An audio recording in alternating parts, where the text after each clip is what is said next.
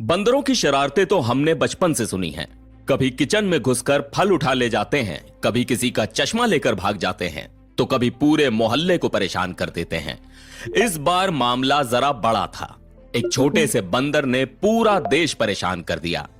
9 फरवरी को सुबह 11:30 बजे श्रीलंका की बिजली सप्लाई अचानक ठप हो गई।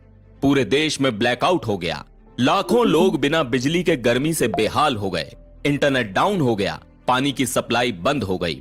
और फिर पता चला इस तबाही के पीछे कोई साइबर अटैक नहीं, बल्कि सिर्फ एक बंदर था। अब इसे संयोग कहें या कुछ और, लेकिन इतिहास गवाह है, लंका और बंदरों का पुराना नाता रहा है।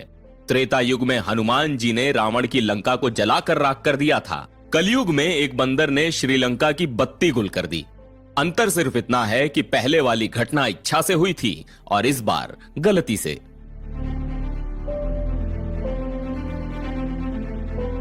ऊर्जा मंत्री कुमारा जयकोडी ने बताया कि कोलंबो के पास एक बंदर इलेक्ट्रिकल सबस्टेशन में घुस गया और सीधे ग्रिड ट्रांसफार्मर से टकरा गया।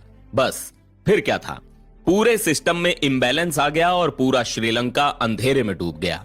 इंजीनियरों ने तुरंत रिपेयरिंग शुरू की, लेकिन 3 घंटे से ज्यादा बीत जाने के बाद भी बिजली पूरी तरह बहाल नहीं हो सकी थी।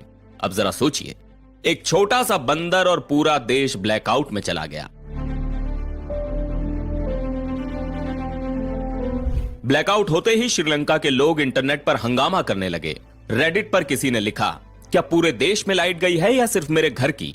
दूसरे ने मजाक उड़ाया, अब तो बंदर भी वीआईपी ट्रीटमेंट ले रहे हैं। किसी ने गुस्से में कहा, बंदर को गिरफ्तार करो और उससे बिजली का बिल भरवाओ। गर्मी में तड़पते लोगों ने सरकार को लताड़ते हुए कहा कि इतना बड़ा पावर ग्रिड है और उसे सिर्फ एक बंदर गिरा सकता है, यह कैसी सिक्योरिटी है? पर जोक्स अपनी जगह है, लेकिन यह ब्लैकआउट कोई छोटी मोटी बात नहीं थी। कई इलाकों में टेलीकॉम टावर्स के बंद होने से इंटरनेट स्लो हो गया।